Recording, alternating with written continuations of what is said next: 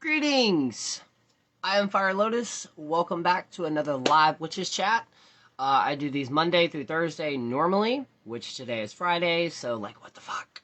It's because I didn't go live yesterday. I did want to go ahead and say that if you hear a dog barking, it's my neighbor's dogs. If you hear any type of machinery, it's one of my neighbors. And if you hear a cat meow or run through the house crazy, that's my familiar bubbers.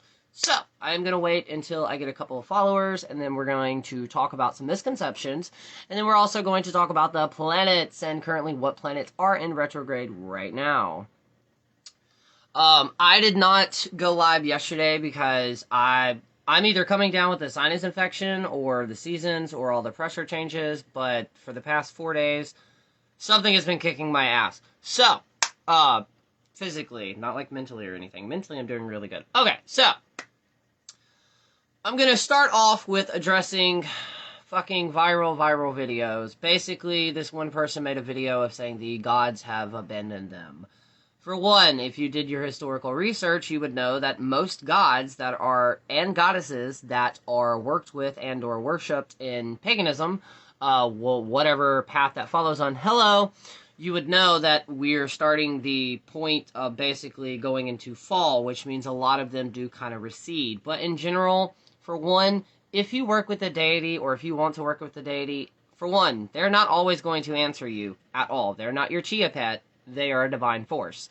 There's also a bunch of shit going on worldwide as well. So there's those things. But in general, we have to stop humanizing these deities. I understand that, like, there's so many misconceptions. For one, there's a difference with working with the deity and being a devotee with the deity.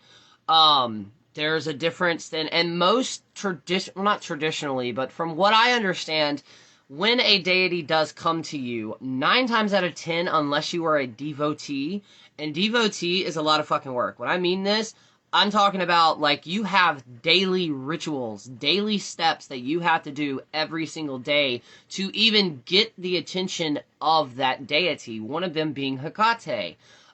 There are multiple books out there. I've gotten one.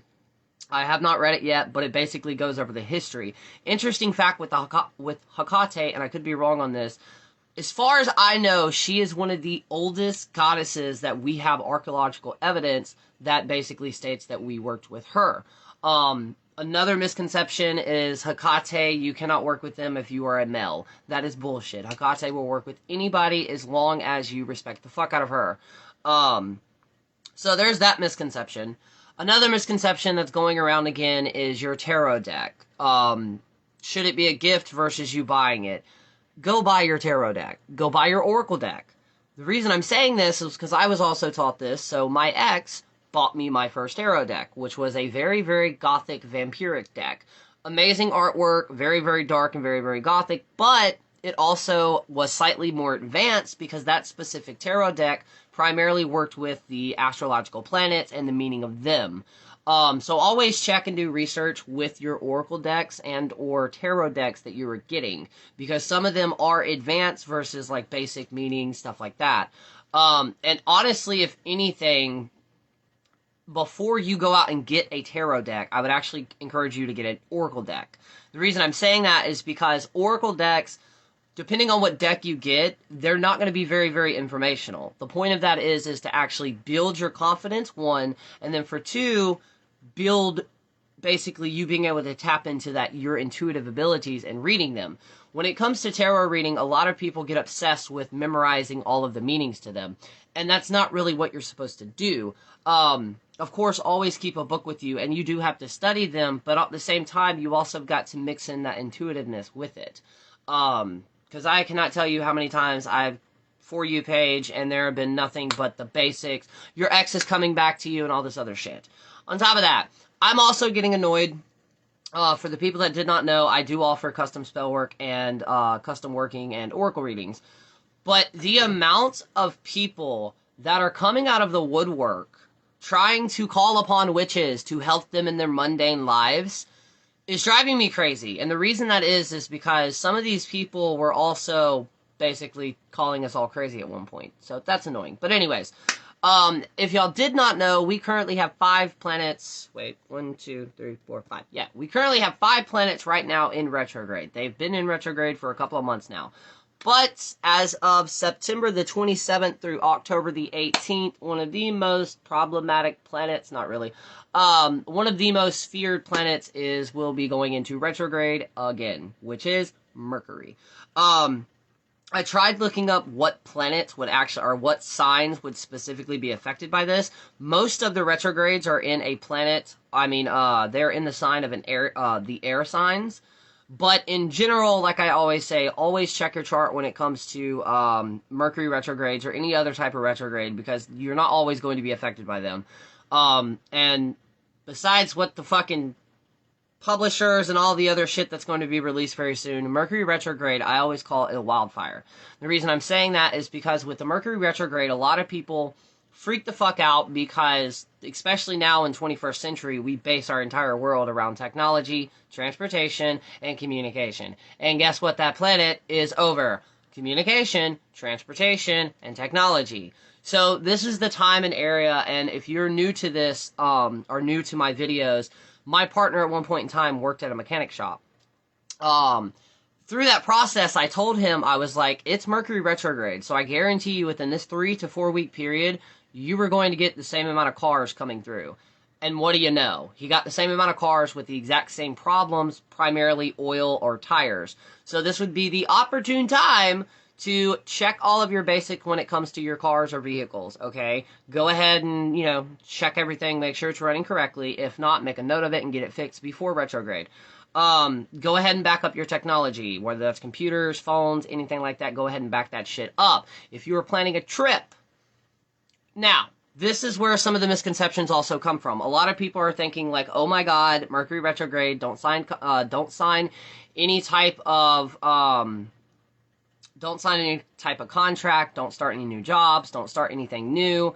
We live in a mundane world. We don't always have the option to turn down a job because Mercury's doing its thing. So, the best advice that I can give you is, for one, check your birth chart. I cannot say it enough. Check your fucking birth chart. Your birth chart will determine if that planet is actually going to affect you. But specifically on top of that, like I said, with Mercury retrograde, communication is key. So if it's going to affect you or not, from September the 27th until October the 18th, and technically a little bit more, because Mercury retrograde is not actually going to fully affect you until it goes direct.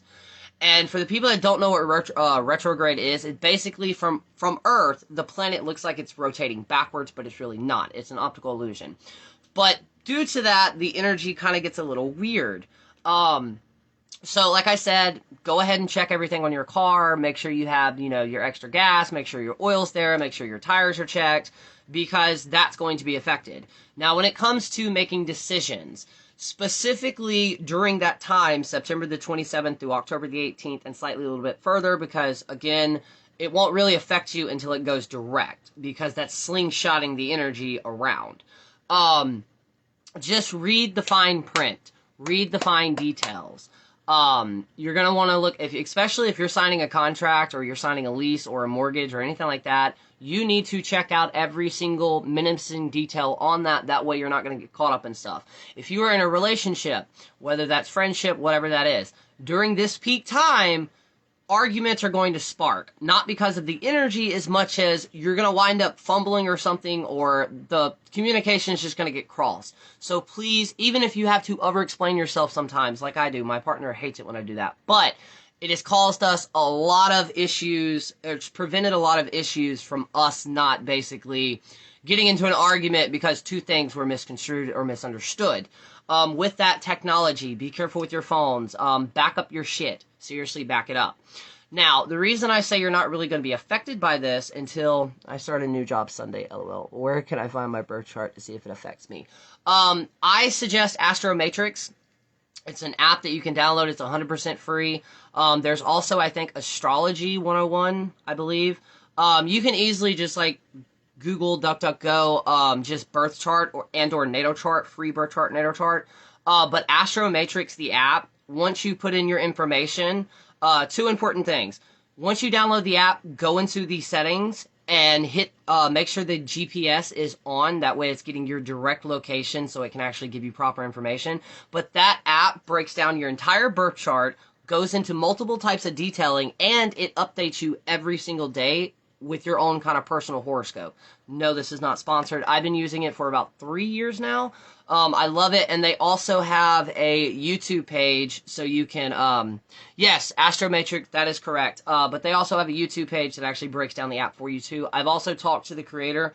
Amazing. But yeah, that app's perfectly.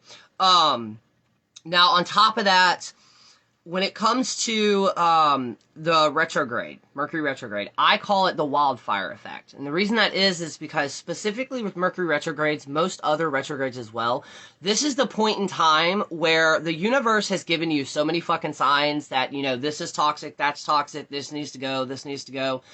And again, we live in a mundane world. So what winds up happening is the universe is like, all right, I gave you time, and now we're about to do it yourselves. And basically, it's going to rip all of that out. The reason it's ripping that out, whether it's a loss of job, a loss of friendship, or anything like that, if anything negative happens, besides like your phone, your computer, or your car, falls away during this period, it is because the universe is trying to tell you you're feeding something that's not giving anything back. So I always say like a garden, right? So you have a garden, you have all these fruits and vines, and there's a single little bitty section that no matter how much you put effort into it, no matter how much you till it, no matter how much you feed it, it's just not really doing anything. It's just dying. It's taking your resources. So what's going to wind up happening is retrograde is just going to clear that shit out. New beginnings. But like I said, it's not really going to affect you, or you're not fully going to see the full effects of it until it goes direct. Now, I will have to look up when it goes direct. Normally, it's about a week to 2 weeks after it went, it goes back into order. Now, on top of that, with that, one of the reasons they say that, you know, you're not supposed to start a new job or anything like that, it's not the fact that you're not supposed to. What winds up happening during this time, especially if it actually affects you, is the opportunity that's being brought to you, it's glamorized. It looks way better than it actually is. And then when it goes direct, that's when they rip the Band-Aid off and you realize, oh my God, I'm working in hell. Interesting story. I was working at a restaurant. Me and my partner were both working at a restaurant. I was a line cook. It was a really bad restaurant. And like things kept popping off, and during retrograde, when it went direct, it was specifically affecting Pisces, and my partner had that moment where the blinders had just been ripped off, and he realized how much of a shit show that place was. So yeah, just always watch out with that. You can also do research, because with every planet that goes into retrograde, there are multiple crystals and even herbs that you can carry with you that will kind of prevent that. But one of the number one things, especially if you have an anxiety disorder like I do, I have 3 of them. So I tend to freak the fuck out always. For one, give yourself time to freak out. 5 or 10 minutes, depending on how big the situation is. Let those emotions go. Let them out. And then you go back and be like, okay, what am I not seeing? What is life trying to teach me? When it comes to retrogrades, when you look at them as their important moments to be taught, something is trying to teach you something, it'll completely change everything. I used to completely obsess when the planets went retrograde. I would blame it on everything. And then I realized it's not. It's a second chance for the divine universe, or, sorry, my cats are fucking fighting. They're okay, though. It's that moment in time where whatever energy you like or whatever you're synced up to is going to tell you, hey, you need this change. Change this. But, like I said, you can also use this to benefit, because we're, around this time, specifically, let me look up the date really quick. We're about to experience the harvest moon, which is going to be, Monday, Monday the 20th will be the harvest full moon. With the harvest full moon, the only reason it's called the harvest, or what causes that harvest effect, is the fact that, oh wow, it actually falls on Mabon too. Okay. Interesting fact about that. I did not know that. But with the harvest moon, one of the reasons they call it the harvest moon, for one, it's harvesting time. This is the time that all the farmers and stuff like that will be gathering their crops. But in the process of that, on a scientific level, the reason it looks orange when it first rises is because, the dust and stuff, the red clay that a lot of people use, gets brushed up into the atmosphere versus the red effect harvest moon. But if you start studying astrology, even basic astrology, and you start, like I said, using Astromatrix, it will help you, because then if you know your chart, there are certain points and places in your chart, depending on where the planets are, to where you can use that specific time and date to advance your manifestation skills to get something you fully want. This new moon was a really, really good time to do that.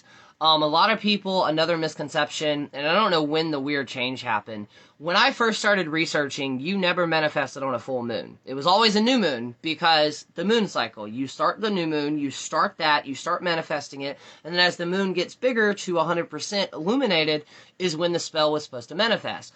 Somehow now, though, it has completely switched, and like everybody's like, manifest on the full moon. You totally can. There's no right or wrong way. But so, for some reason, there was this weird switch with like what new moons and full moons meant. I don't really work with the moon systems myself, but I know some practitioners, they will wait, even if it takes a year to 2 years, they will wait for a specific date, a specific month, and a specific planetary alignment or planetary swing in that time to manifest. There's a conjurer practitioner, the Devil's Conjurer. If y'all haven't checked him out, go check him out. He's on Instagram, Facebook, and Etsy. Unless he has his own website out now. He actually does that. When he makes his magical oils, he will actually wait for a specific time in the day to actually do that.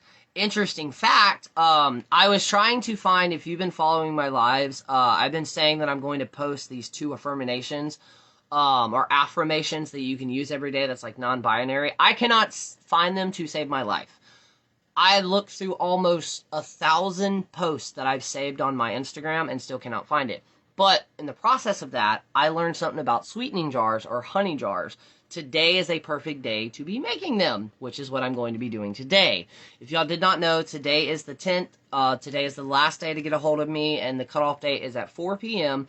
to get a hold of me on if you want to participate in the sweetening jar and a honey jar.